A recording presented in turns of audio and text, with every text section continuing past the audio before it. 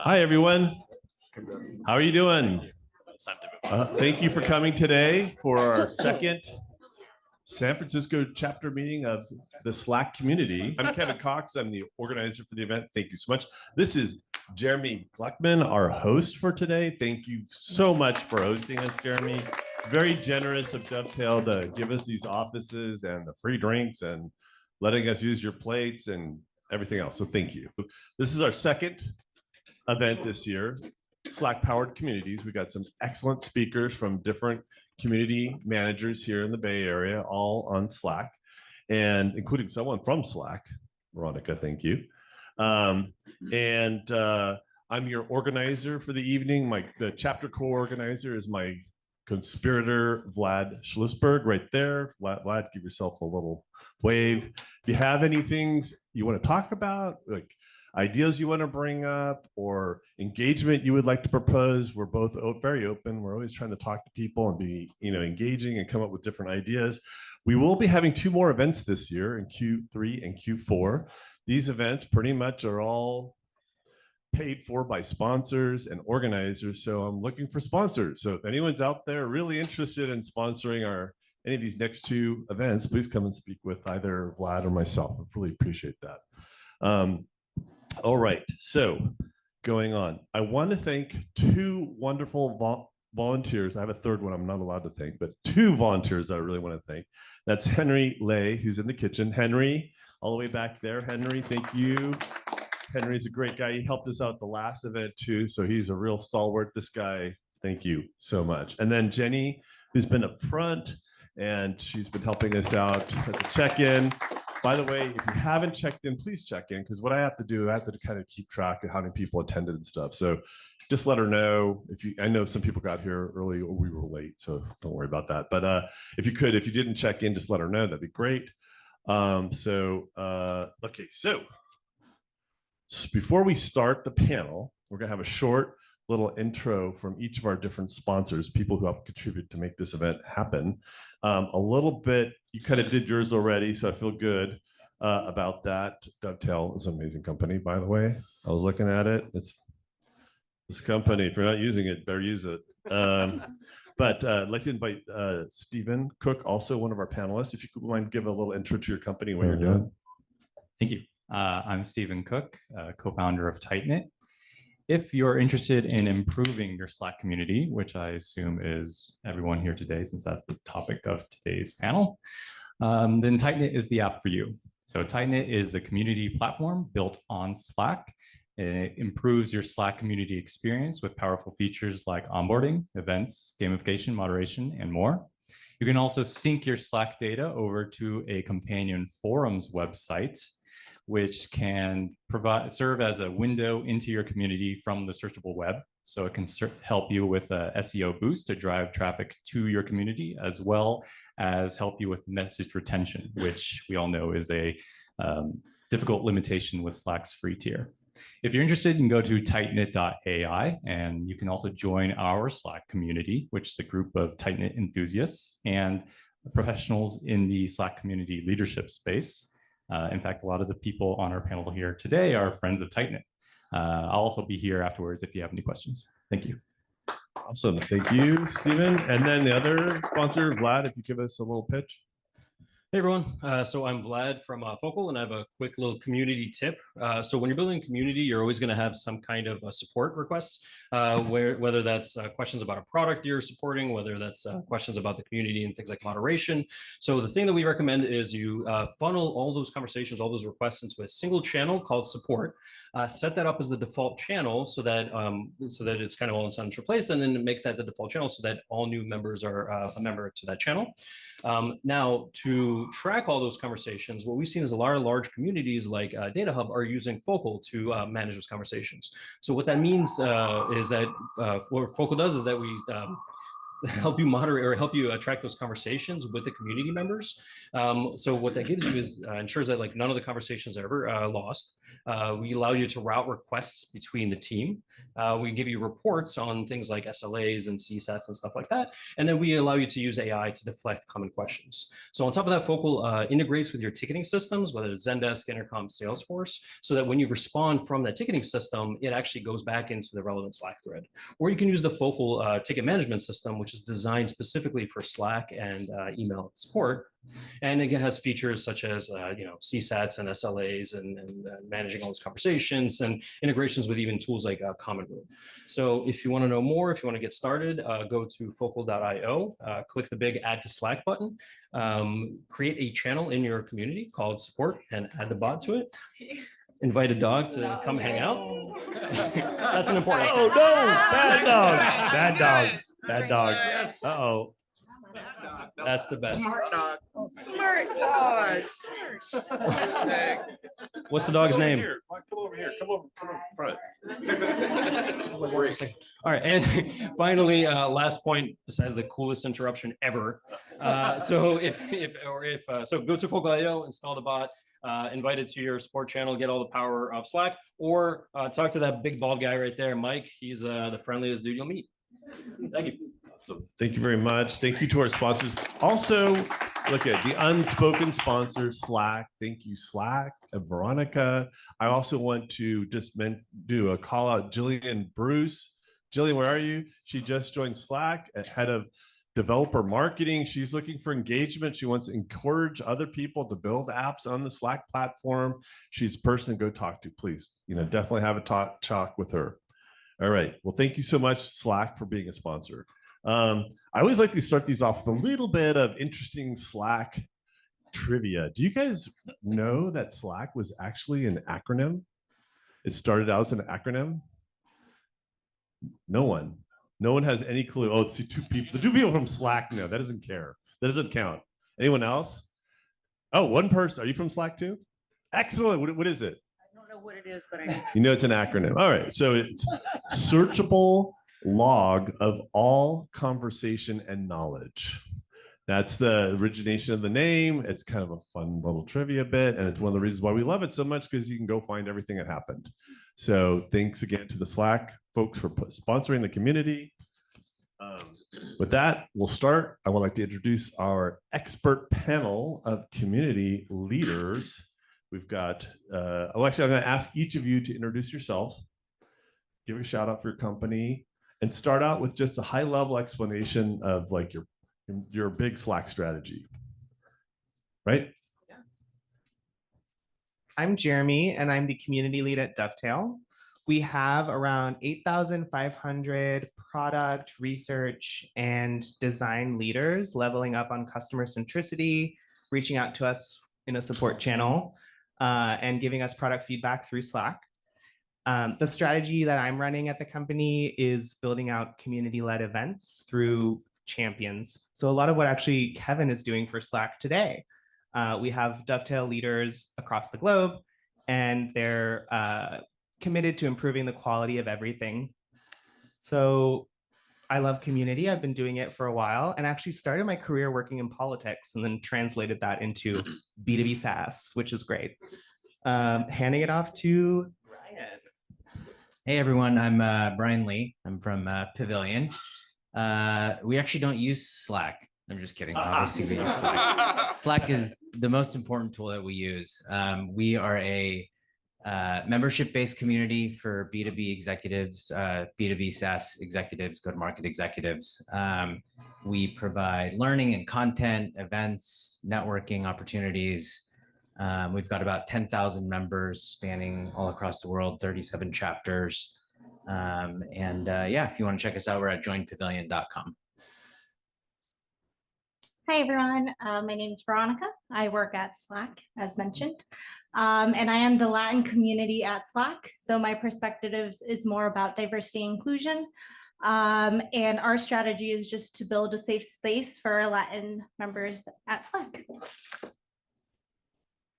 Hi, everybody. DeMario Bell, he, him pronouns. I am the senior community manager at Coltrane. We're an Australian founded HR software company. If you're not familiar with us, 7 offices globally. I'm based out of our San Francisco hub. I co-lead our Culture First community, which makes up over 100,000 HR professionals, people leaders, and anyone who believes in our mission of co-creating a better world of work. We have 42,000 Slack members, 100 global chapters, 83 cities, 22 countries. Very busy team that we have. 25 million members, don't forget. Like global, like users. But we are a community of practice, so we're product agnostic. So we don't sell our product in our community. We have an amazing sales team. That's their job. Actually, one of our community principles is connections inside, business outside.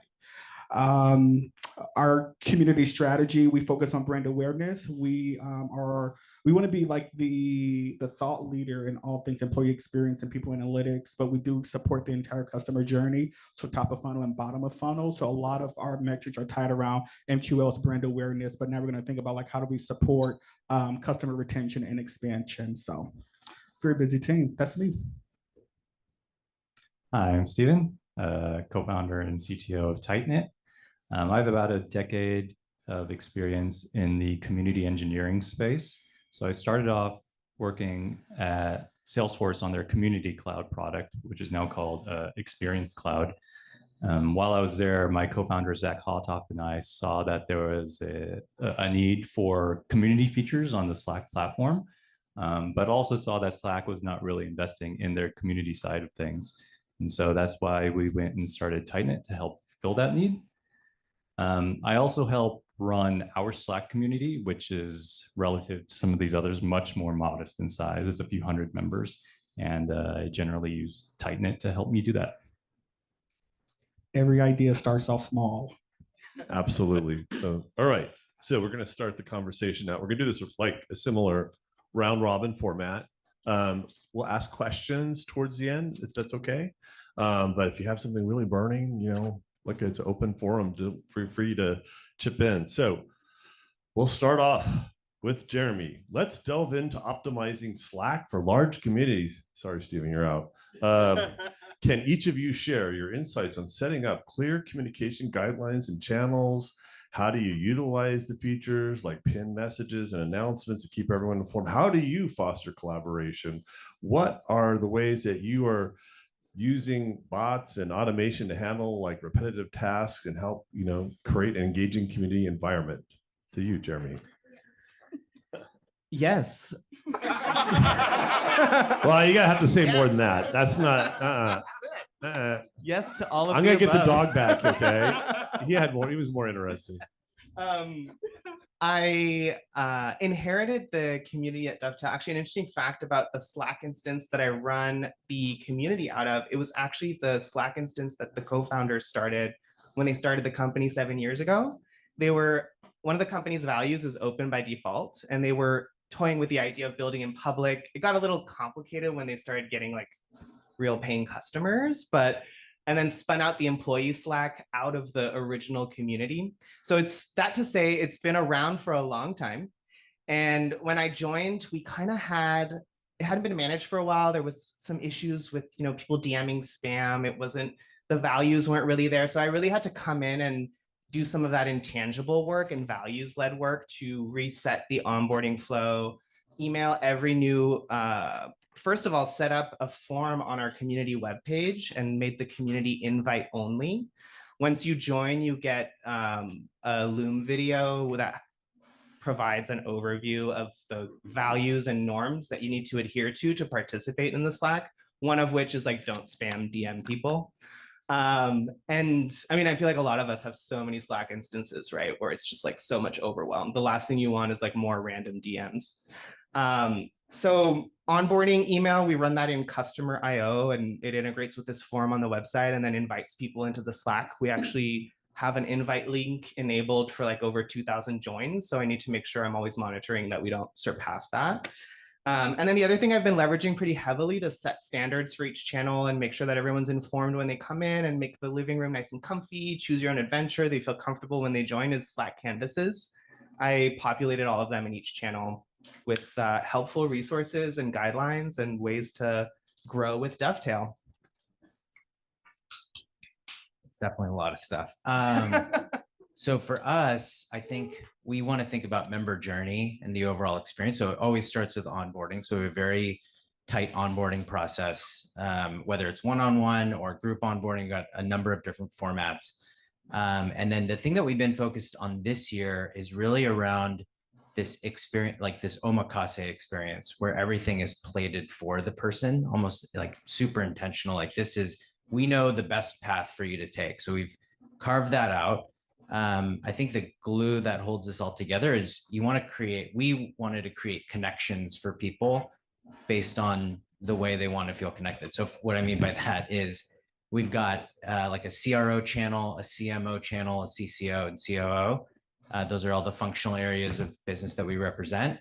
And you can go into those channels, and those channels are all moderated, that folks that we pay actually to help drive conversation and keep the momentum going. We actually have people that go in and delete spam, things that are even like gray area.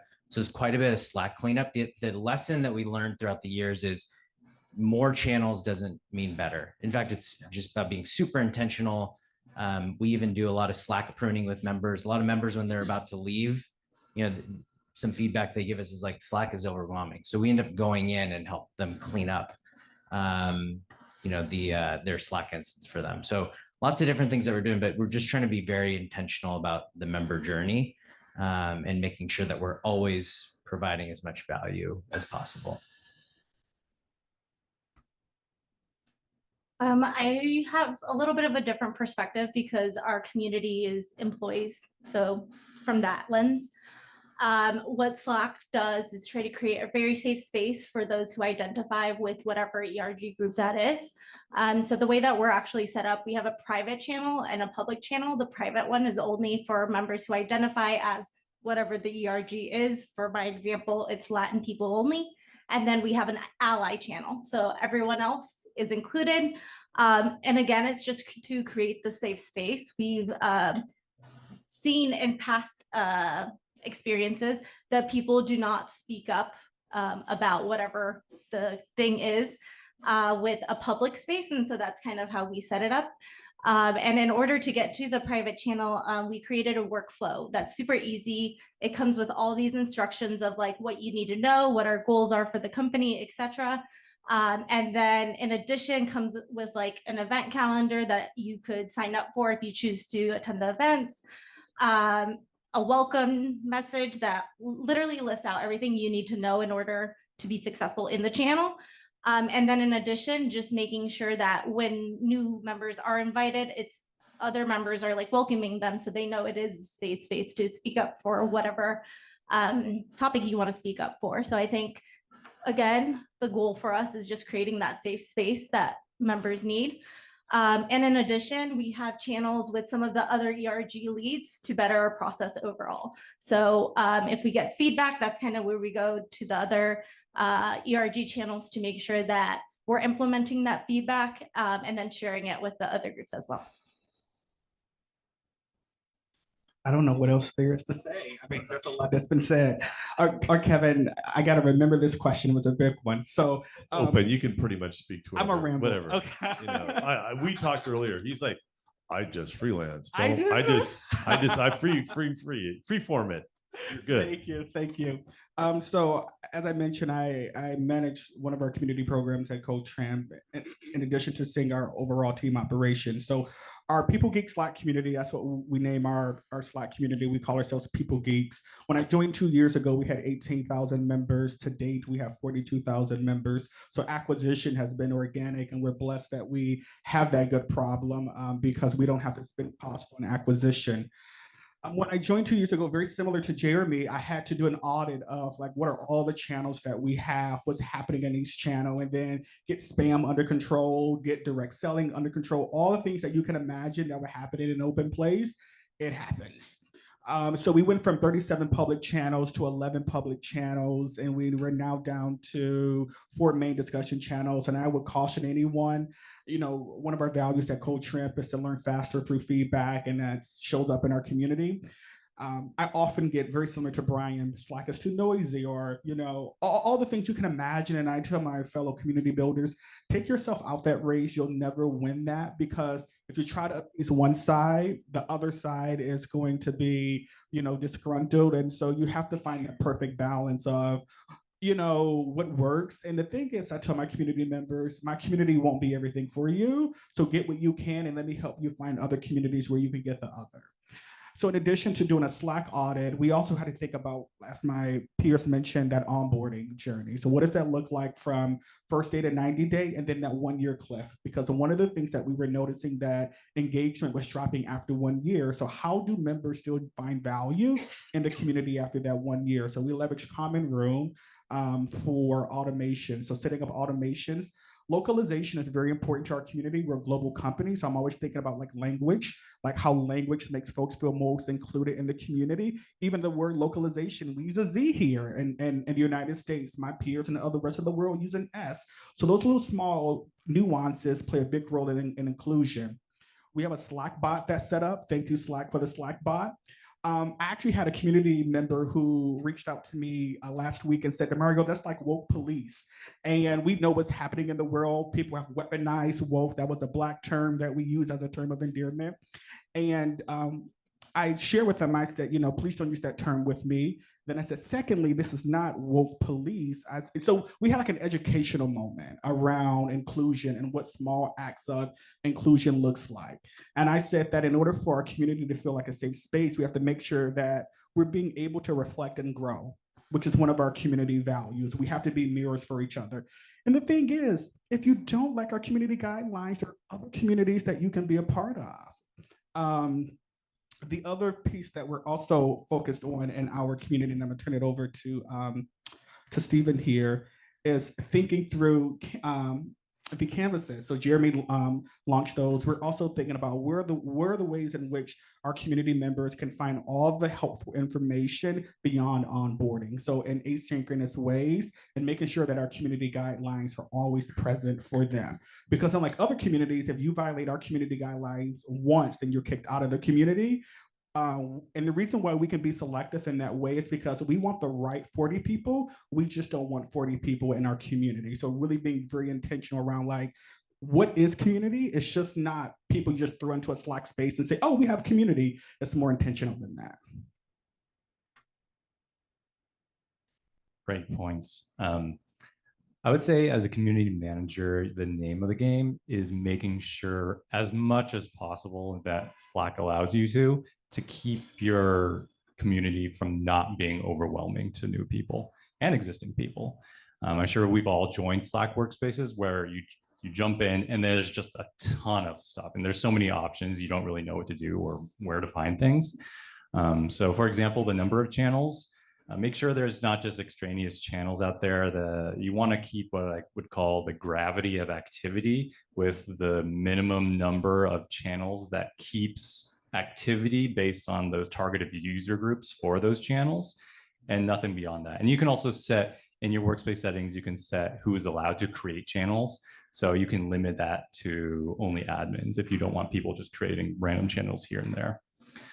For each of your channels, they mentioned before, create canvases. If you don't know what a canvas is, it's like a little document that you can put channel guidelines and information in that little document. And here's a tip. You can set that to open by default whenever someone joins and looks at your channel. So the first time someone opens that channel, they'll see that on the side and you can put information about how to operate in that channel in there. And also set it to be locked to edits so that no one goes in there and changes that. Another thing that's important is encouraging people to set working expectations or response expectations. So you can set your time zone. You might even add a custom profile field for when you want people to contact you or when they might not respond. Another topic that was mentioned was automation. So if you want to automate certain processes in your workspace, Slack has a really robust app marketplace. So you can usually find an app that does a lot of what you would want. But in terms of maybe free options, there's still things out there for you.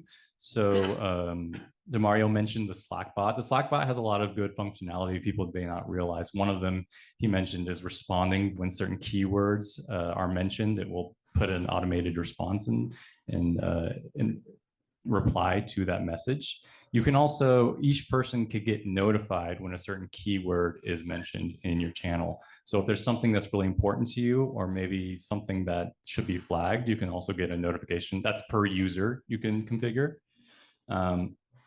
And then also you can use it to automate reminders that get sent out, and you can schedule that at a certain time and date. So if you want to tell the whole channel like, hey, something is happening, and then set it to next week, you can do that. You can also use some automation platforms that have some free options or free tiers like Zapier or Make to create workflows that are triggered based on certain events that happen in Slack. Slack has their own version of that called Slack Workflows, and their workflow builder is really powerful. You can say, when this happens, then do this, but that is limited only to Slack's paid tiers. So if you're on free, you don't have access to that. Awesome. All right. What a great first round of best learnings from our panel. We'll move on to the second topic, which let's talk about engaging and retaining community members. And can each of you discuss strategies for onboarding new members to ensure they feel integrated? I love some of the things you were sharing about inclusion, by the way, DeMario, that was fantastic. What are some tips that you can share in providing resources and support to help them get started? Moving on to engagement, how do you keep members actively involved even after they're onboarded, activities, events, or discussions? Finally, what roles do community leaders and ambassadors play in driving the engagement in your environments? Yeah, I'll try to be a little more quick. I would say the key when building community programs at the various companies I've been at has been about having both the discipline to create rituals in the community where you can start setting cadences and like set expectations so that people know when to tune in and check. So things like weekly check-ins, happy hours, or maybe a digest where you surface some of those most salient conversations that might be relevant to their work that week. So the exercise of curation is super powerful in community. The ability to connect people. I've seen a lot of tools that automate like one-on-one, networking virtually. And a benefit of joining the community is you can connect with folks that you wouldn't otherwise, kind of recreating that water cooler effect, but virtually. So that's something I've done more or less effectively and it's an interesting balance because you're constantly pulled, there are the pressures that you deal with internally as someone who runs a community program at a company, right? You need to show direct tie a lot of times to business impact. And so as the business evolves, you might have to evolve your strategies to match. So even as you're creating that steady drumbeat for your community and really getting people involved, that might change. So you need to be able to quickly pick up strategies and just as quickly drop them. And one anecdotal strategy that I've seen success with is actually taking some of the value with the permission of the members that happens within the community and sharing that in all other places where people connect. So the people don't just use Slack, right? They're on Instagram, they're on LinkedIn, they're in Reddit forums, on Substack. So if you can show and not just tell people to join, but show the value that you could get from joining a more closed space where you have the ability for like synchronous text-based conversations, which is really what Slack offers. You can really extract that value in other forums and meet people where they are.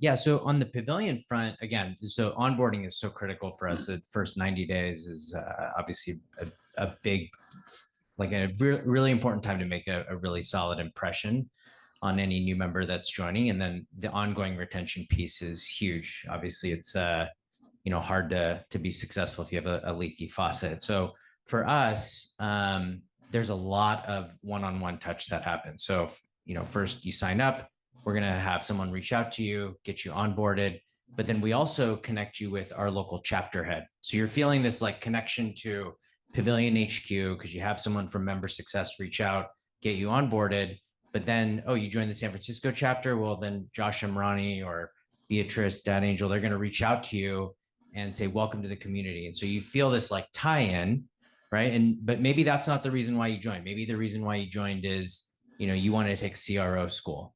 So it's just constantly trying to understand why the person is, wants to join the organization for us, for the membership, and then determining a play around that to make sure that we can meet their needs.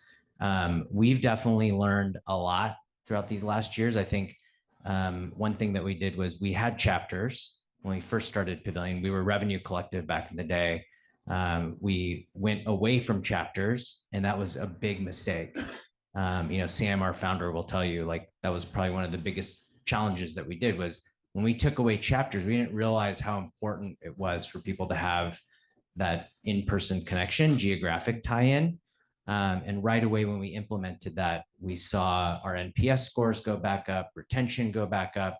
So having different points of connection, because I think, you talk to 10 members and you get 10 different value points or perspectives on what's important to them. So for us, it's like trying to always figure out why someone joined and then meeting them there.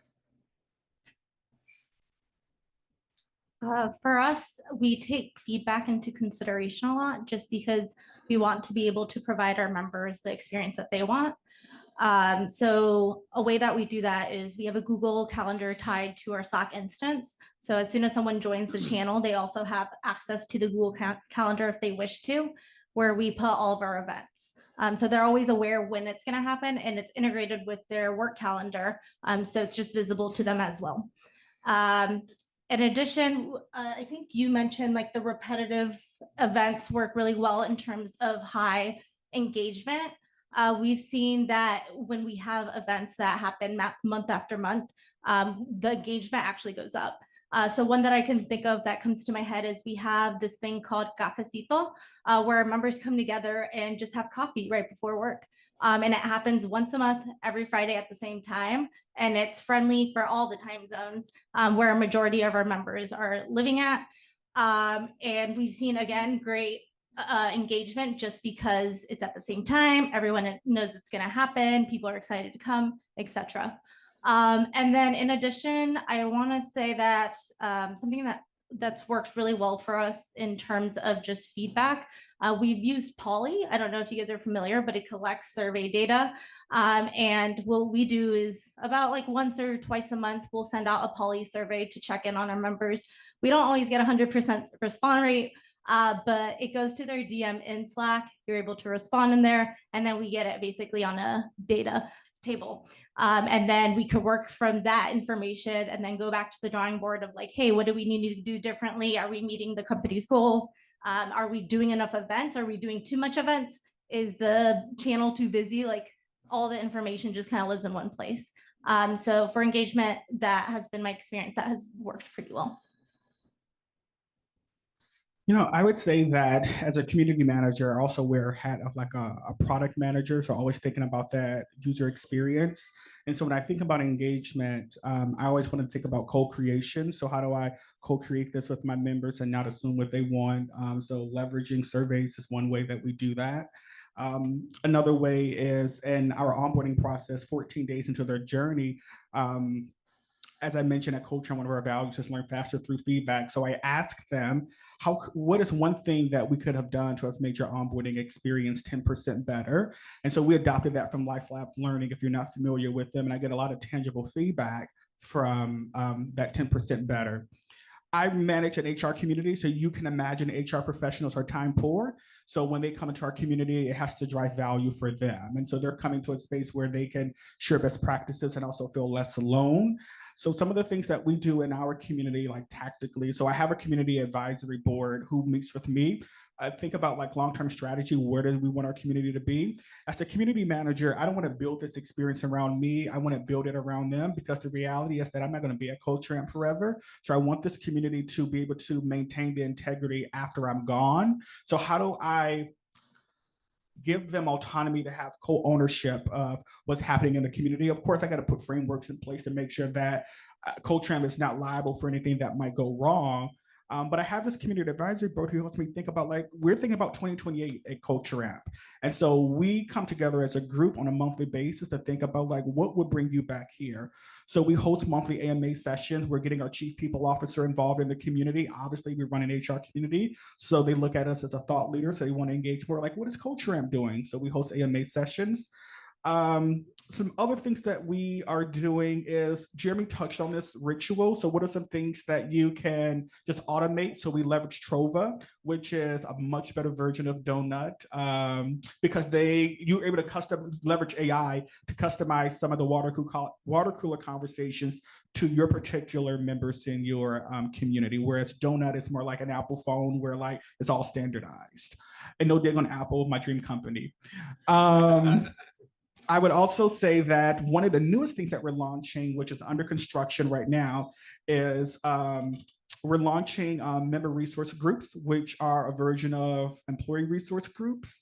And we know that our community members want to come and connect on the work, but how do they come and connect on shared identities and also shared lived experiences? And so we're going to be launching this program. We're going to kick it off with 15 global ambassadors for this program. We're also going to pay them because we know HR professionals are busy. So for the ones who are intrinsically motivated, we don't have to pay them, but that's kind of like capitalism and white supremacy. If you don't pay people, you know, who's giving back to your brand in an important way. So for us, we want to make sure that we're giving folks a space where they can feel compensated for their contribution. So really excited about the member resource groups that we're kicking off. And then the last thing that I would say that our members have started to do, they've self-organized a book club with each other as well. So again, like, giving them the agency to be able to, you know, co-create and take some of those events as well. Yeah, so onboarding journey, very important. Let's talk about that.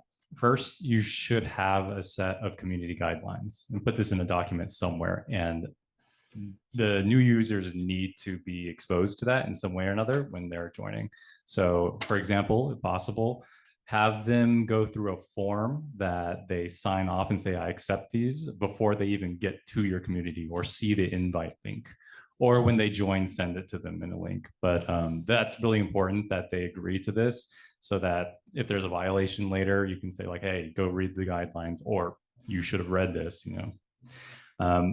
Then when they join, you should welcome them. And there are generally two strategies that are popular to do this, or you could use both of them together. The first one is to automate a welcome message, a DM that is sent to them. There are a bunch of different apps that do this. Common Room is a popular one. Greetbot, Tightknit does it too. And the other one is, in your workspace settings, you can configure which channels that are default that new members are added to automatically when they join your workspace. So if there's really important channels that you think everyone should be a member of, you should put that as your default channels.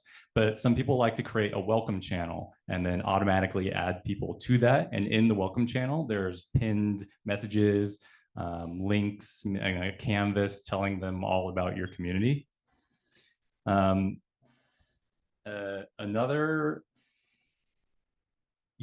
then if you're on the Slack Pro plan, again, you can use use workflows, and one of those workflows can be triggered when a new person joins.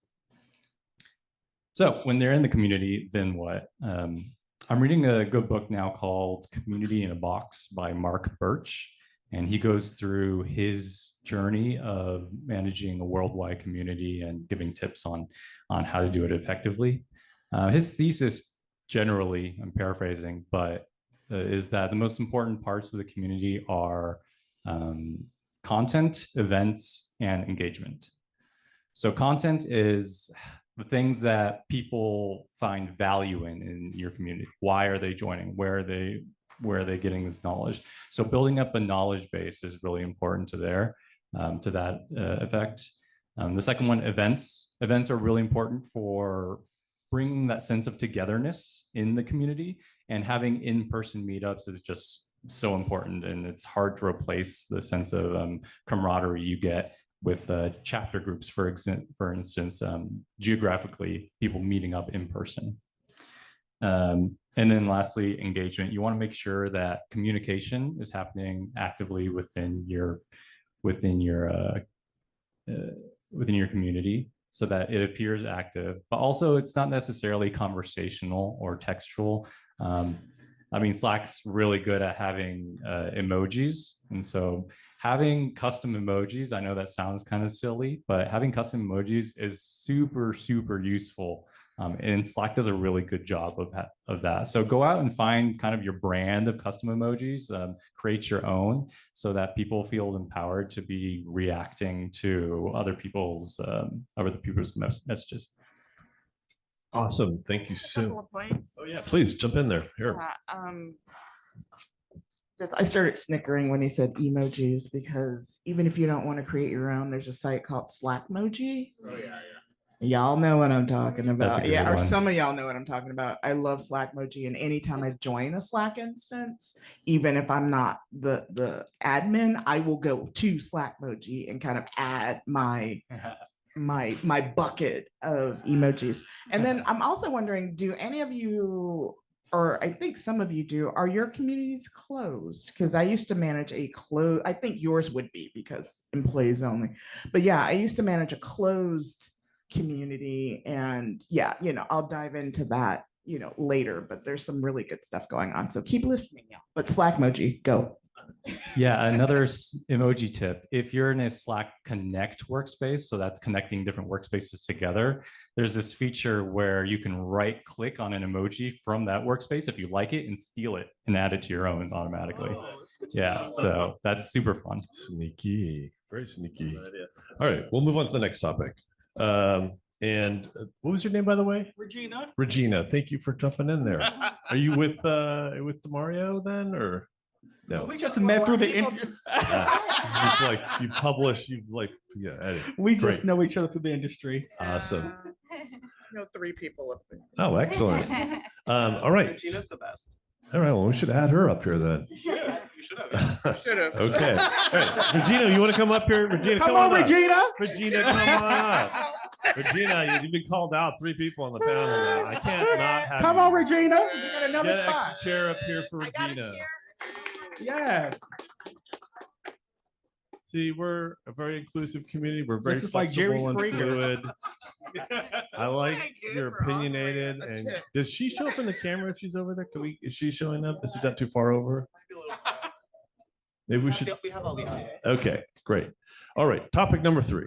Let's dive into overcoming challenges and managing large Slack communities. What are the big challenges? Some of you touched on this, like old channels abandoned and remnants of stuff that had been done before, never done, never took place, whatever. So if you could each just talk about some of the challenges that you've been dealing with, in managing your communities, and what are some of the successful remediation strategies you've implemented to address some of these. So Yeah, that's a great question. I would say at a high level, when you're building communities, you become an expert translator because you're interfacing with the customer, taking in a lot of data. Ideally, you're meeting with the people you're serving, you're co-creating, actively, advocating for their needs internally at your company, and then interfacing with product, customer success, support, sales, all the departments that run your organization.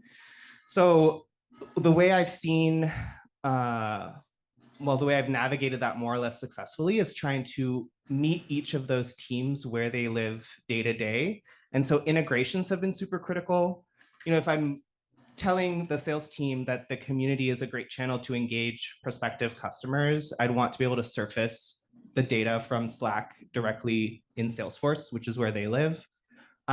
Same with customer success. I was just enabling the customer success team at Dovetail recently on how to nominate customer champions to be enrolled in the community program and receive value and training to grow their career with us. So a big piece is integrating with business systems and having the community be visible internally so everyone can rally around and huddle around customers and members to provide value to them. And then a second piece that I'm always thinking about is just analytics and dashboards, because that's kind of how we communicate in corporate settings, is what is the data? How do we set that up? I've used all types of tools from like the Gainsight solution. Gainsight customer communities has pretty good native dashboards, but also building out dashboards in Metabase, Amplitude, and trying to surface the data again in a metrics first model that makes sense to executives, the board, the C-suite, and all of that. So a lot of opportunity there. Yeah, so on the pavilion front, I think the biggest impact, well, there's a couple of things. As we start to get larger, one of the things you're going to find is that you're just going to get a lot of different opinions. And DeMario said it right? Like one person's going to give you an opinion, and then you're going to meet another person's going to have the opposite opinion. So you want to just pick a lane and stay that course and focus on whatever your North Star is, whatever you're trying to solve for.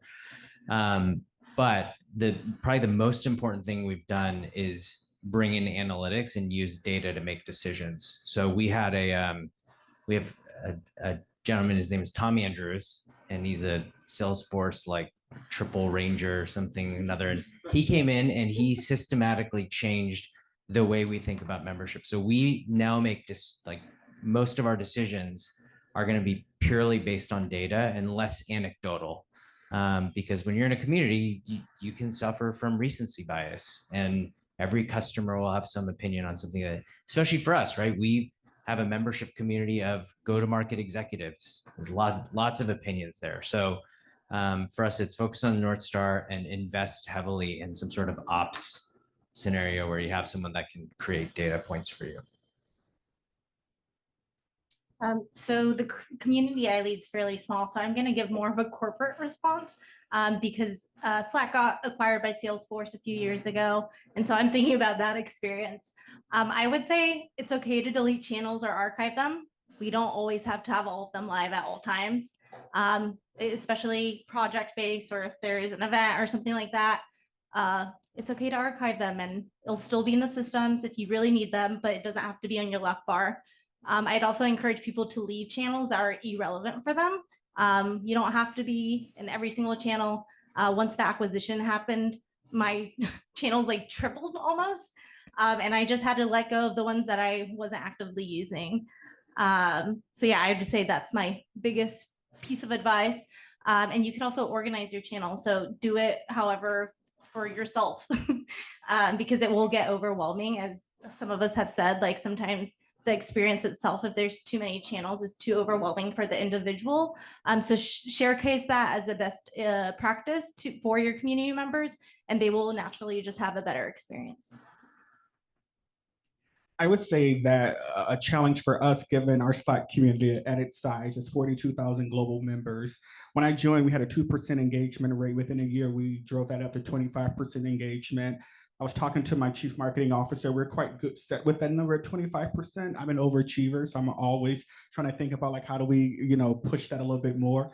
So for the sake of time, a couple of challenges that, we suffered from in the beginning was just the noisiness of Slack, but that's just the nature of Slack. So I've taken myself out of that race. I will say that I've created a designated channel for announcements, which is locked. I look at it like the CEO channel. Anytime the CEO makes a Slack announcement, I know that we're all going to look at it, especially if it has something to do with being layoffs. So when my members see that channel light up, they know that it's something pertinent coming from me, and I leverage Block Kit Builder to like customize those messages so that they look pretty. The other challenge was direct selling and all of that promotion in the community. We were leveraging Dots before, so another integration, and then we pivoted away from Dots. But the Slack bot helps us to some degree to be able to get control of that. I think that that's just going to always be a challenge for our community. We'll never be like 100% proof from direct selling and promotions, but when I do see it, they're kicked out of the community. I don't kick them out. We have a conversation, then they're kicked out. I want to be clear about the workflow. We have a conversation first, but just know you're kicked out. The other is that I'm going to talk about a challenge, and was engagement. So how we got it up to 25% was that tagging users into conversations. So if a conversation did not have someone who responded within the last 12 to 24 hours, I would tag members in that. So I would leverage Common Room because I have a directory of all my members, their roles, where they could like everything you can imagine. I have it. And so that's how we were able to like boost engagement, was just tagging folks into that. My members actually like that. They say because when they see the community manager tag them in a conversation, it makes them feel special. It makes them feel like they're a subject matter expert, that you thought of them to respond on that particular topic. The challenge is balancing over tagging folks and also thinking about representation. Who are you tagging most? Who are you not tagging? So being very, very careful with that. I do not have an SLA. So Asana just asked me that. I was speaking to them right before that. We're a community of practice. We're not a product community, so we don't need an SLA. So. So as I mentioned before, my community is pretty small, but I'll say some tips that I've seen from larger communities that I'm a part of. The first one is avoiding channel chaos. So as I mentioned before, you can organize channels. That is a Slack Pro plan feature that you can organize your channels into groupings and change the order. On Slack free tier, you can't do that. So one way you can get around that kind of is by having a channel naming convention, and so that they're grouped alphabetically by kind of a category, maybe by a certain product or an area of your community. And so it's like the channel name dash and then whatever the topic is. And then the other thing that's really important to keep an eye on as your community scales is moderation. But it's also something that's hard to do as your community scales. So find some apps out there that help you do that, or utilize Slackbot to respond based on certain trigger words. I have a question maybe to other panelists or anyone in the room, something that we've started to come into contact with. The Slack unfortunately does not have any settings to control members DMing each other. So something that's difficult is when bad actors come into the workspace and start spam DMing other people in the workspace. And I'm wondering maybe maybe the human way to deal with that is. Oh yeah. What I've seen in larger communities is they'll have a designated place to go to contact the admins. I've been a part of some very large Slack communities, not necessarily of the general topic here, but there's a very clear place for people to go to and saying, hey, can I talk to an admin, please? They can do it privately. An admin can contact them privately, and they can talk about the problem they're having and have a conversation with the relevant parties. And so I've seen that as a tip trick that I've seen across that's well accepted. That was having a designated place to contact an admin. And Regina, can you please introduce yourself more formally? Oh yeah, sure. Hi, everyone. Those of you who don't know me, my name is Regina Walton. I have been a community manager for a really long time. I got laid off last year, and that was the last company I worked for. I've taken a long creative sabbatical. I'm painting. I've got a painting in progress now. I'm very happy. Yeah, but I am searching. But that just becomes a thing because once you get experience, you become very, very picky. So this is going to be a long process. So all of that to say is that I'm in search mode. But to echo what this gentleman said here, yeah, not in my last job because we didn't even use Slack at that company, unfortunately. But before that, I was on the operations team at Reforge, and some of you might know who they are. They do education for tech professionals, growth series, different things like that. I was on their operations team and I managed their Slack instance. And at that time, there were 14,000 members, so it was pretty active, but it was a closed community. So unless you were a paying Reforge member, you did not get in. So that means like a lot of things with trolls and things like that, I didn't have it much. But one time there was that dude that sent someone like a promotional or salesy DM. And what we also did was we ported support into our Slack. So it was really easy for us to get an alert that this had happened. I think that member, and I was actually trying to find it because I'm still in that Slack instance, was, they pinged me. And then I just went hard. It was funny. That's why I was snickering when he was talking. I went full on bad cop. I was like, do not do that in our Slack. And here are the rules, right? And so pointed him to the code of conduct and just handled it. But it was few and few and far between. And I'll pass this back. All right, just hang on for a second. Hang on for 1 second. Okay, so we're going to introduce the final topic of the evening, and then we'll open up to more broadly questions. Thank you all for contributing and participating. And Jenny's got a question. Come up here, Jenny. Jenny, come over here. Jenny's one of our volunteers, by the way. Hey, everybody. Thank you. She was doing this check-in for us. Thank you, Jenny. You're welcome. Question for folks. I'm a salesperson and I use Slack. And I'm curious, have you all experienced a Slack community that has like a thriving sales and go-to-market culture? And how would you promote that? Because from my perspective as a salesperson, if I'm joining, let's say, like a climate tech group or a finance group, and there's an open forum of this is not specifically disclosed as do not do sales conversations, right? How do you facilitate that in a way that wouldn't offend your community? Because I don't want to offend anybody, but at the same time, gotta pay the bills. So how do I connect people in a healthy and respectful way if it's not clearly said, no, don't do it? I would say, Let's start with Jeremy. okay. Oh, all right. I didn't know he had a mic. Sorry about that. Hang on to it. No, I didn't. Go next. I can go, but I can go. Yeah. That's a great question, Jenny. I would first say, especially for my community, because we are a community of practice and we state in our community guidelines, this is why we gather. And so go to market is not a part of that. But we do know that people in our community are founders, entrepreneurs, consultants, and they do want to leverage our network. And we want to amplify people's voices, but it's a song and dance because we don't do it, Jenny, and we're afraid to open that doorway. So we have a designated channel called Humble Brag. And so we allow folks, if you're working on a new project, if you're promoting something, you want to connect with someone else, go in the Humble Brag channel and jam out, but in that channel only. So that's the way in which we allow users to be able to, if you are trying to pitch a product, do it in that channel. But if you're doing it in a DM, you already know what's going to happen, y'all. There you go.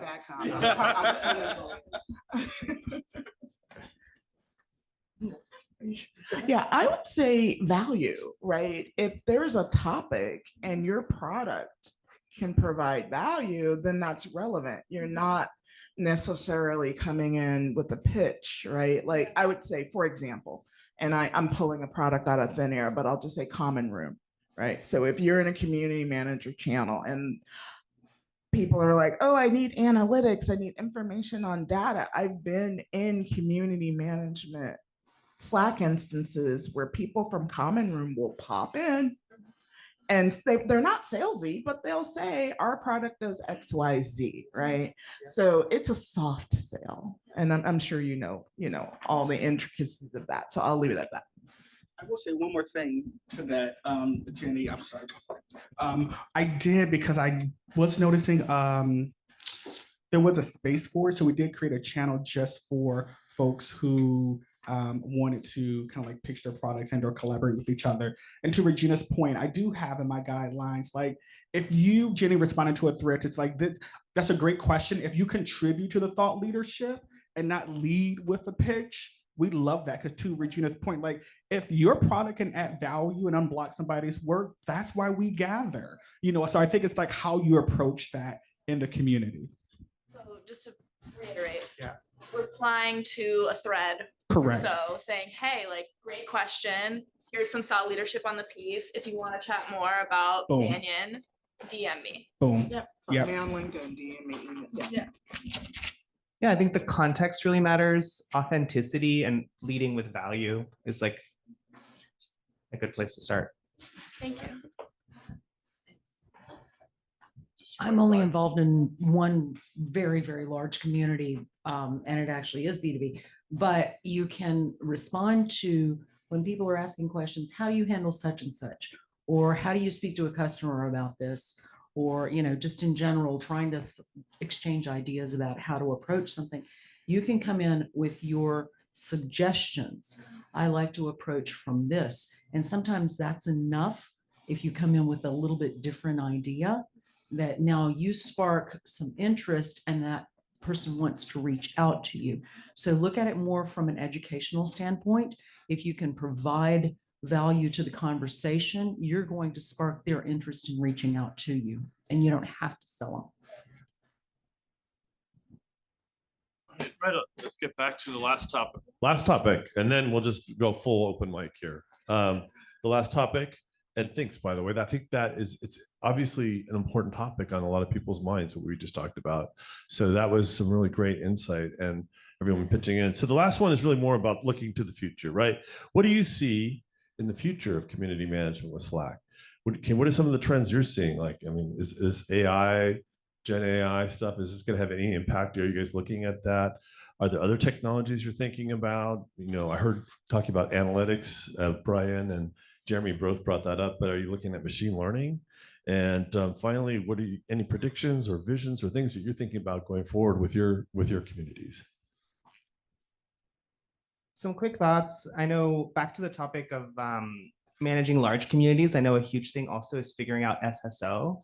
If you can reduce that friction and getting people in with their product credentials, you can get a stronger flywheel going. So in terms of the future of community is embedding it in actual products. Ideally, every company would lead with their network and expertise in their customer base and grow together. I think a lot of people are talking about AI in terms of like automating all of community and just having everything run, you know, with bots and moderators that are virtual.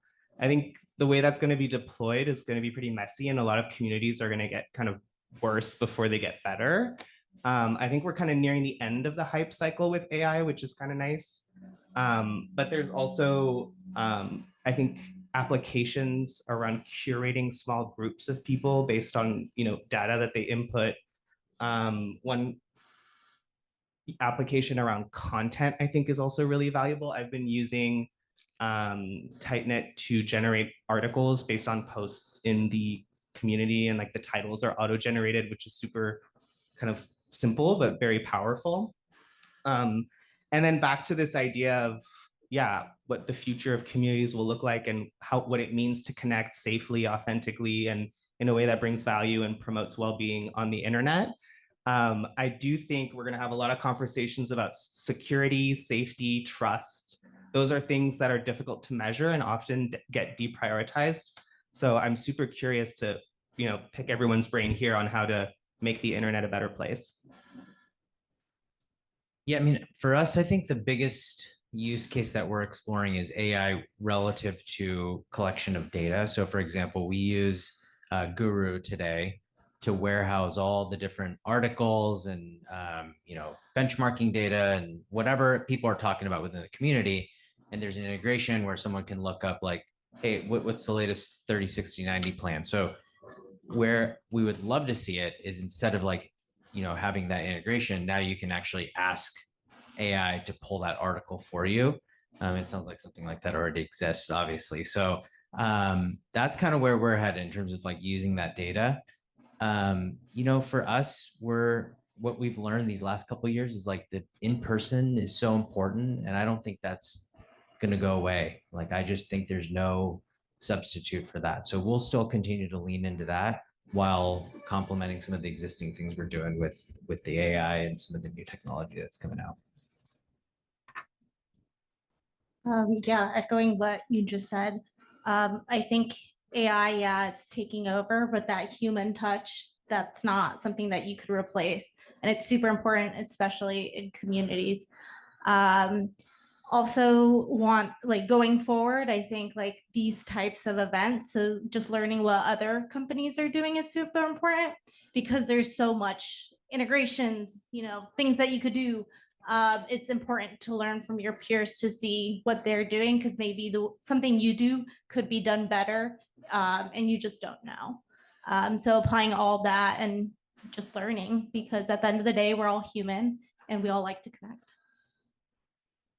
Plus one to that. So I'm going to give a couple of use cases, and I'm glad that Jeremy mentioned that we're like, I hope that we're on the end of this AI hype. And we've gone through this before. 2010s, it was Bitcoin. 2000, it was the internet. We'll get over this. But I will say that we are working with a partner at Trova to take what's happening in Slack and leveraging AI to summarize what's happening in the channels and across the entire Slack community to inform product roadmap, marketing strategies, and go-to-market strategy. So fostering that two-way dialogue between the community and the business and demonstrating business value. So grateful for my partners over at Tightknit because we're also working on gamification and recognition as well. So my members said they don't want gamification in our community. They don't want to be influenced to take action, but they do want to be recognized for their contribution. So working with Stephen and Zach over like, how do we create like some type of, board or gift or something on their profile that lets other members know like they are a top contributor. So continuing to like elevate their voice in the community. So I think that's going to be the future. And then the last piece, which isn't new, but it's true, micro communities. Like micro communities are the future. People want to be a part of communities where they're connecting with like-minded individuals at a global scale. Like I'm a part of a lot of communities, big communities. And it's just like, I actually like connecting with like my people, like people who like potato chips. I just want to talk to those people, So I would say AI, of course, is going to be around. Use it as a tool. Don't let it run your community. Everything should not be automated. And then secondly, being really in tune into like what your members want, like on a really spiritual level. So I believe the future of community is conversational, and that is why Slack is and will continue to be a popular community choice and kind of a go-to tool for people that just trying to spin something up, because it's so easy to message people and to understand the interface and things like that. It's why we like Slack. In terms of AI, I think AI will start to enter a ton of different community features, but there's good news here for community managers. So I think the most important part of the job of a community builder or community manager is the human element that you bring. And it's the personal messaging and the personal reactions that you bring and the personal kind of corralling of people. And as they mentioned, I don't think that can really be replaced, especially when they know that there's a human behind this. Now, the good news is that a lot of what I can and should do is automate away the boring parts of the community management job that you don't want to be spending time on. So moderation, for example, I saw a recommendation the other day that said you should be logging into your community at least 5 times every day just to check moderation and make sure no one's saying bad things. And that sucks. Like no one wants to do that. So if you can have a AI that's monitoring things and finding inappropriate things or spam and flagging that for you to take care of later, that frees up your time to do the things that are human. And that's what I think AI is going to be really useful for as a tool for community managers. Now, what AI can enhance right now that's really exciting for me is personalization for the users of the community. So users getting personalized digests or recommendations of what events they should be interested in or what other users they should connect with. That's really interesting and really powerful. But a word of warning there is, I think chatbots is kind of an obvious application of AI, but do not let chatbots take over your community or answer everything. You should use it sparingly. The reason is the more you use chatbots, the more you're reducing the person-to-person interaction in your community, and you're killing off a lot of the interaction that makes people feel inclusive. And you're also robbing your champions of the chance to become experts and respond to other people's questions. So just be careful about how you use that. Yeah. All right. I was typing out a whole list here and I'll just bounce off of what he just said. MVPs, whatever you want to call them, they will never die. I remember at Reforge, I would be in the support channel and I would answer a lot of same questions over and over and over and over again. And what was really great was there were those power users, right? And they would see me answer those questions. And then it got to a point where I didn't need an AI bot, because what the members would do is that they would see someone come in with that question and they would just answer it. They would say, oh yeah, you can go to this link. Regina said XYZ here. And that's really beautiful to see, because like I said, I'm still in that Slack instance. And I still see that happening. So I would agree that although, I don't know, AI, Jeremie, DeMario, I'm telling you, Claude and Pi, they're my new best friends. So I'm gonna push back a little bit because I was literally chatting with Pi just right now. I love her, she's great. And I did assign Pi a gender, sorry y'all. So I think that they have their place, right? But I do agree that you do not overuse them, because people know. People are going to know. Although with Pi, she's encoded with empathy. Don't ask me, I didn't build it, but it's pretty good. And I would say that in person for sure is really valuable. In most of the Slack instances I'm in, from the ones that I used to manage, like Reforge, to even other ones, like there's one that's called GDC. Anyways, it's OGC. It's basically for women. There is a regional channel where we get together in San Francisco every once in a while. And then I would also say that organization is essential. Like, it warms my heart every time I go back to the Reforge instance, and how I organized it 3 years ago, it's still there. That's how strong it is. So think about how you're organizing your channels, and make sure that it sticks. I think the idea of having categories is really, really powerful. All right. All right, we'll open up to questions. Here, introduce yourself and make your question.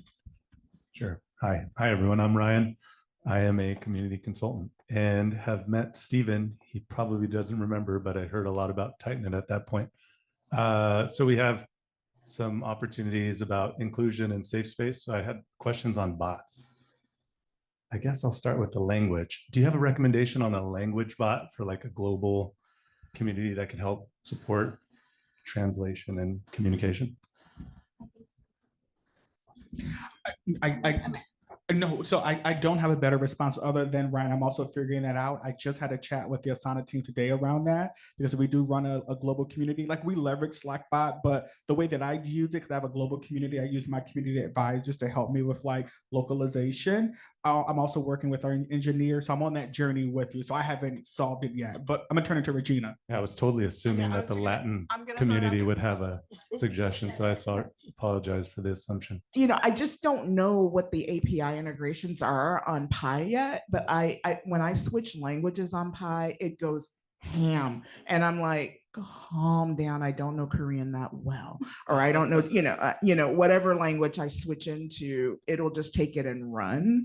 So I just think Pi is a really good one, but I just don't know what the API integrations. I would also say Claude. Those two are my favorites. Yeah. So I'm going to throw those out over. Does that use case look like I have a Japanese representative come in the space, start speaking with characters, and have a translation happen for English speaking community members? Well, since this bot knows me, it'll actually say, hey, Regina, how you doing? Da, da, da, da. And then I'll say, hey, I want to, I've been looking at some Korean, and then it'll switch. And then suddenly the Korean the bot is using is so high level. I'm like, take it down a notch, Pi. I'm just a baby, okay. Right? So I don't know how it adjusts, but I think, a good engineer would be able to help you out there. The second one, sorry to hog, but second one is you talk about safe space, and we know we want to create that as community managers. Curious if you have a bot. I've tested the Honest bot, so I've heard of that one, but is there an alternative to anonymity?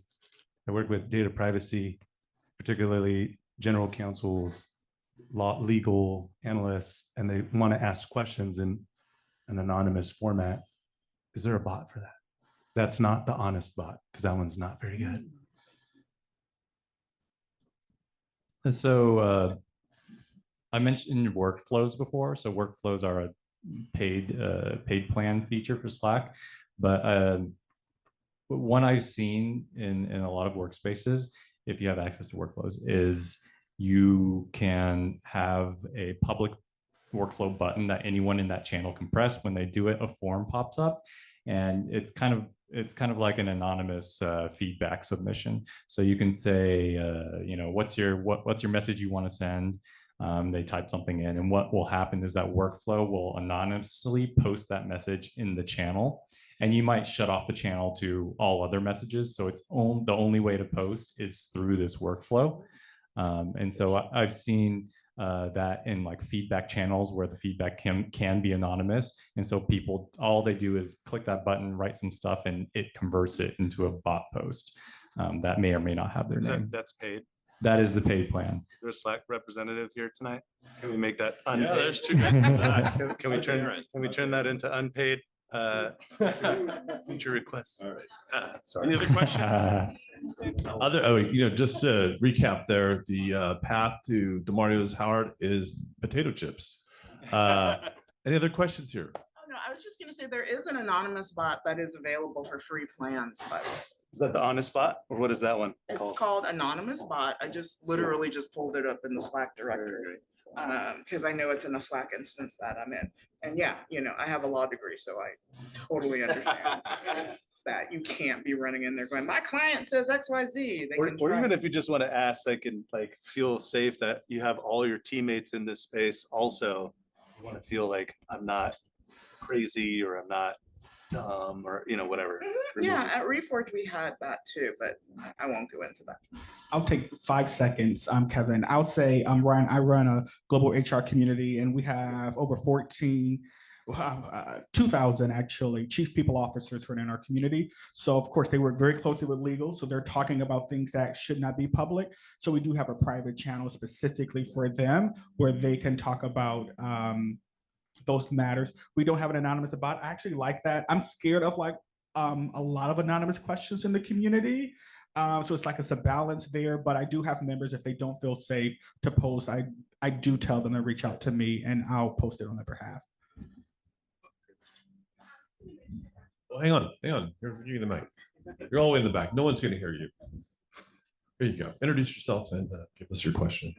Hi, everyone. Christine McCone. I lead the global Slack practice at Slalom Consulting, former Slack employee as well. Nice. So great to see all of you. This has been really lovely to see. But for the language translation question that you had earlier, there's actually quite a few apps right now that are out there in the app directory. You can just react to a message in Slack with whatever flag that language originates from, and it'll translate. So it's pretty cool. What's the name of one of these apps? There's so many, but just do language translation. Yeah, so that's one. And then I was going to just mention that Poly has a really good anonymous question submission built into their app. And I'm good friends with the CEO of Poly, and I've really pushed him to confirm that this is truly anonymous. And he's like, it is anonymous. So yeah, that's a good one. Anyone else? Other questions? Oh, all right. We'll get you the mic. Just introduce yourself. My name is Brian Wilkins. I am an IT administrator at Andreessen Horowitz. Some of you have heard of us, some of you haven't. I at my current job and at my previous job, there was quite a few. You have the spy on my LinkedIn. This is my previous job. Quite a few community Slacks that were put together. Some of them were in-house. Some of them were customers only, closed environments. But because they're such widespread, and some of them were actually more open, inviting community of interests, but still sponsored by the company. I want to emphasize, a few of you mentioned it. Alice, I want to see a show of hands. A distinct code of conduct is always available and posted. And I imagine yours is probably sanctioned by HR, safe spaces for the communities, but also in addition to an employee handbook of conduct. I can't emphasize that enough because you never want to wait for something to happen to then post a code of conduct in reaction. And then, so you want to have that out there first. Yeah, that's my first piece. I had a second piece, and I think stage fright is making me forget it. So forgive me. You were doing good. I would say in terms of the conversation about the future of communities, like we should all be revisiting our code of conducts to think through our policies on AI and can Yeah. people opt in? We're not, one thing that Dovetail really promotes in terms of their product development even is always keeping humans in the loop and automating different steps of the research and analysis process within the product. I think similarly with how we manage communities, there need to be human checks and being clear and honest with your users about what they're opting into. I know one thing I've struggled with is like when I run events on Zoom, some people will just come in with their own AI like translator or like note taker, and I have to kick them out. It's kind of like not everyone's opted in to being recorded in this way right now. So I'm sorry, you need to leave. So it's definitely always on my mind, and I'm trying to keep, up with the pace of change and evolution so that there aren't, these types of concerns for our members. I don't know if anyone can help with that. I want to give others a chance to speak if you had other comments about it. Another thing you mentioned was being cautious with the chatbots and the use of AI as an liberally used tool, spreading on too thick across the channel is what I mean. Not to dog food my own founder, but he posted a comment about AI, and you understand the context. Our new era of AI, every child will have an AI tutor. That's where he's kind of first talking about, that is infinitely patient, infinitely compassionate, infinitely knowledgeable, and infinitely helpful, end quote. But my add-on to that is like, it's not innovative. The responses it will give is not innovative, and that's what takes away from that person-to-person conversation. And so I highly wanted to applaud the comment about not liberally using these chatbots too heavily, because it takes away from that person-to-person conversation on that front. I also am a member of a very large community, I'll call it out, called Mac Admins. Any engineers here that might know of it? Okay. Mac Admins has roughly 60,000 members, and probably only half of them are active. And they have a very distinct code of conduct, and it's easy to find on GitHub. You can search for it on Google, Mac Admins code of conduct. I'm not suggesting using theirs, but it's a good place to start if you don't know where to start. It's a really good developed, it's run by the community. Everybody goes to Mac Admins to follow the rules, and the community kind of calls itself out. You made a mention, I believe you made a mention of not wanting to spend too much time moderating the Slack if you don't need to. And so that's where that point of contact, a specific channel to go to. You can put automations just in that channel to contact you separately. It's like, oh, a message came in. There it is. I'll stop. Thank you. No, that was really good. That was really, really, really good. Kevin, I'll add to that. That made me think of, oh shoot, now I've lost my thought. It'll come back to me. It'll come back to me. Right. Any other questions? Yes, we got one here. Hi, my name's Russ. I actually run NASA's Instance's largest hackathon in the world called NASA Space Apps Challenge. One of my biggest problems actually is that we have a global community, and we want to make it inclusive in terms of how it is. And some of the things that we've solved was actually creating emoji norms, where we know that in some countries, thumbs up is actually a bad thing. Do you guys ever done something similar, sort of like, I know there's a code of conduct, but a way for engagement as well? Because for us, like the two eyes is actually means I'll look into that statement, or a check mark means that that's solved. I'm not sure if that's common for any of your communities, or that's just us. Thank you. So my thought has come back to me, and then I'm gonna pass it over to someone else. Community guidelines, it's not set it and forget it, always having to go back and refresh and audit. In terms of the Slack emojis, I am actually starting to have those conversations right now, because I've seen some emojis in our community that have been offensive. One of them has been okay boomer, which has come up, and a couple of other, I know, Regina, I know. So developing guidelines around that. And then also too, it's like, how prescriptive are you? It's always just like, it's so hard. So I'm on that journey right now myself, but I'm gonna turn it to someone else. With you. I think it's really important we have leads. So my group is me and 6 other people, and they're of different backgrounds. So I'm Mexican, but we have someone who's Brazilian, who has like the Portuguese background. So it's important to build that smaller group to understand, because I'm not going to know the experience of like someone who has that Portuguese background. So I think having that smaller group to have input. And then another one that's been really successful for us is the Poly. So we have the always on survey in one of our channels. So at any point, someone could submit feedback. It's anonymous, and it goes into a leads channel. And in that channel, only the leads have access to it. We're the only ones that see that feedback. It could be tied to a user, or it could be anonymous. So you could have it be kind of however flexible you want.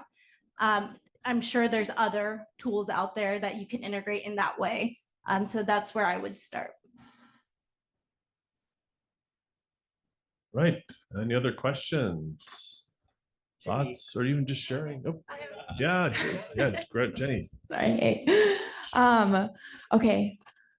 Give me one tip, one do and one don't for starting a Slack community with the intention of it being local. So like if I'm about to start an SF Slack channel, give me one tip and one don't.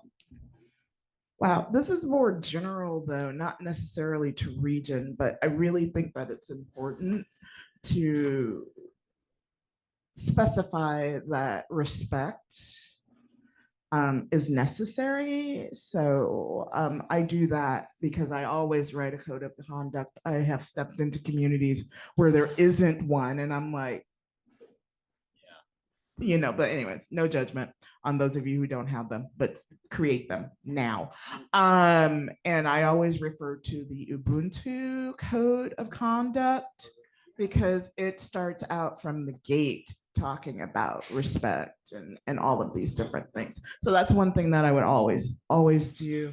And then another one I really think that how you organize that Slack instance really sets the tone of how people navigate around it and how they help each other out. So those are my two tips.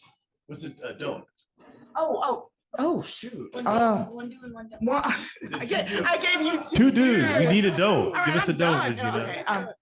Okay, and always listen to the question. So I guess there we go. Be listen to the question. I'm just gonna call myself out for that. Well, the first thing you should do is go and install Tightknit. I'm just kidding.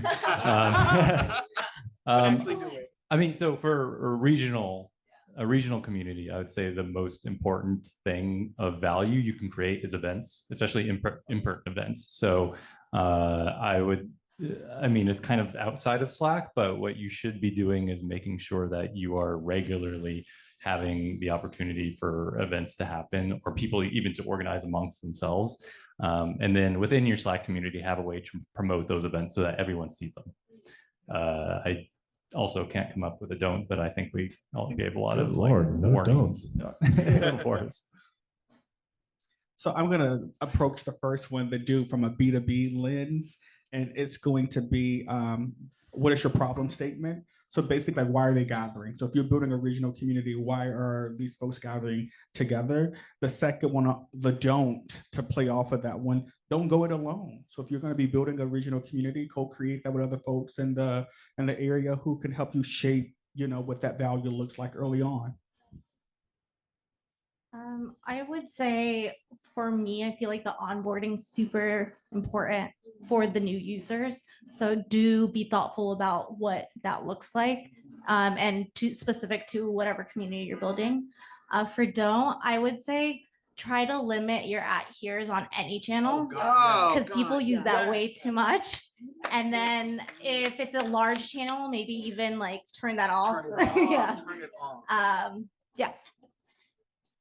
I'll start with don't. So don't assume that just because you have a lot of people in the thing that there's going to be constant momentum and activity. Like, you have to assign someone to generate activity. And then for the do, I would say have, like, I think someone said it already, but like have a theme or like what you're trying to solve for and like centralize around that theme. I would say don't build it and just hope people will come. Because they're not. They're not going to come. And I'll just leave it at there. Oh, more questions. questions, it looks like. What? Hey, well, we've got one over here. Yeah. Mine is actually kind of a feed on to this in general, not specifically to these communities, but you guys keep talking about setting policies and standards and whatever. I come from a cybersecurity company, and so I'm always looking from the security standpoint. And the biggest thing is don't forget to review your policies. Setting policies is very important. Writing them, following them is critical, but you need to review them on a regular basis because as business changes, as needs change, so do your policies need to change with them as well. Sage advice. Drop. I would just co-sign that. Every code of conduct I've ever written has said, this is a living document.